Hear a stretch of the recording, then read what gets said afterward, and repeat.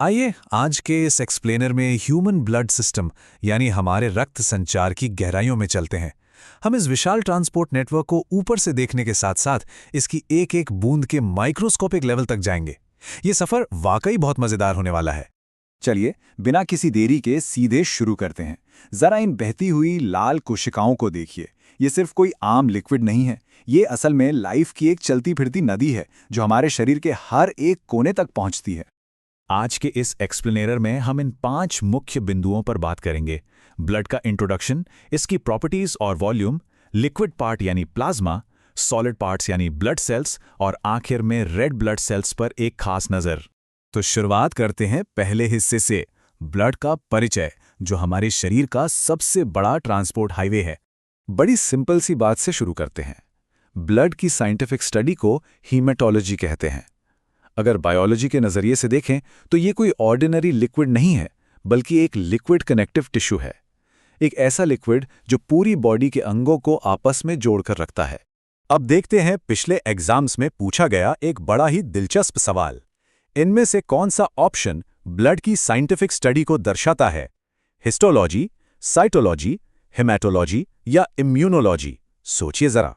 जी हां, बिल्कुल सही जवाब है हेमेटोलॉजी। ये एक ऐसा जरूरी टर्म है जो हमेशा टिप्स पर होना चाहिए, क्योंकि ब्लड की कोई भी साइंटिफिक बात यहीं से शुरू होती है। आगे बढ़ते हैं दूसरे हिस्से की तरफ, प्रॉपर्टीज और वॉल्यूम यानी जीवन की इस नदी का मापन। अब ये नंबर्स ध्यान से सुनिएगा।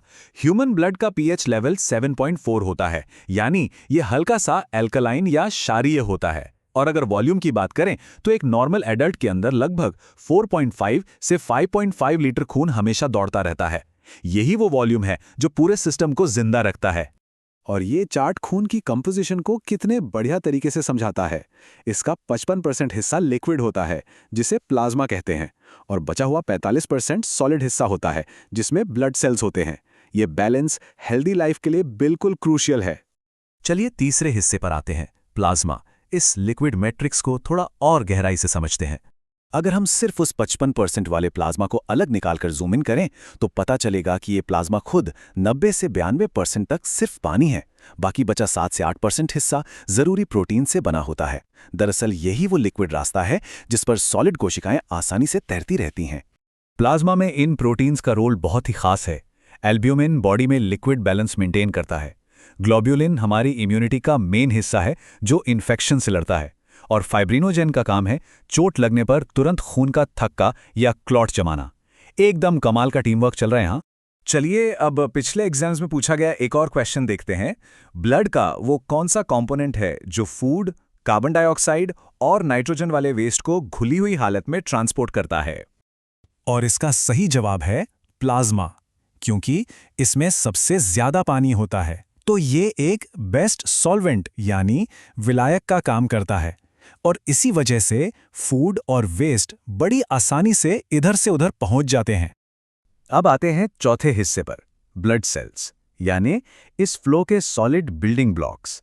साइंस की इन टर्म्स को समझने के लिए इनके आम और साइंटिफिक नाम दोनों पता होने चाहिए।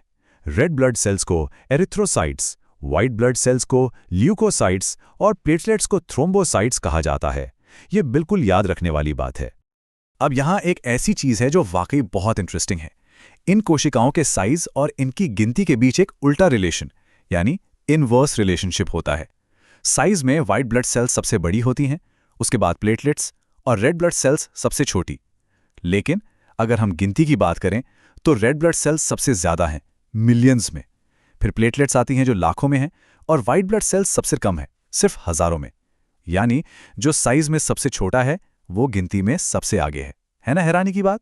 तो इसी से जुड़ा एक और पास्ट एग्जाम का सवाल, ह्यूमन ब्लड में मौजूद सबसे बड़ी कोशिकाएं या कॉर्पसल्स कौन सी होती हैं?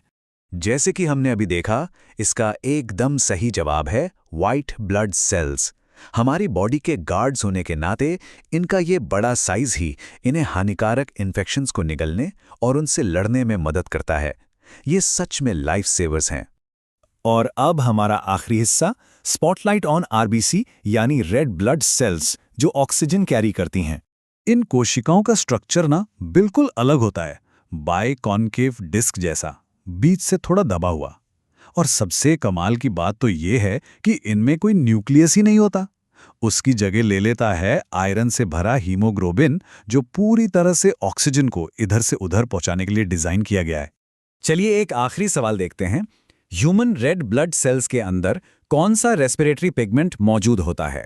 इसका सीधा सा जवाब है हीमोग्लोबिन। पर यहाँ एक ऐसा फैक्ट है जो वाकई हैरान करने वाला है। बिना ऑक्सीजन वाले स्टेट में हीमोग्लोबिन का नेचुरल रंग लाल नहीं, बल्कि पर्पल यानी बैंगनी होता है। जब ये ऑक्सीजन के साथ जुड़ता है, तब जाकर ये वो चमकीला लाल रंग लेता है जिसे हम खून के रूप में पहचानते हैं। तो इस एक्सप्लेनर से ये बिल्कुल साफ हो जाता है कि हमारा खून कितना कॉम्प्लेक्स और बैलेंस्ड सिस्टम है। सोचिए, अगर फाइब्रिनोजन या हीमोग्लोबिन जैसा एक भी प्रोटीन ठीक से काम करना बंद कर दे तो ये पूरा का पूरा ट्रांसपोर्ट हाईवे ब्लॉक हो सकता है। हमारी बॉडी के अंदर ऐसे और कितने छुपे हुए बायोलॉजिकल बैलेंसेस होंगे जो हर पल हमें जिंदा रख रहे हैं। ये सोचने वाली बात है। ऐसे ही साइंस के अनोखे सीक्रेट्स को एक्सप्लोर करना हमेशा जारी रहना चाहिए।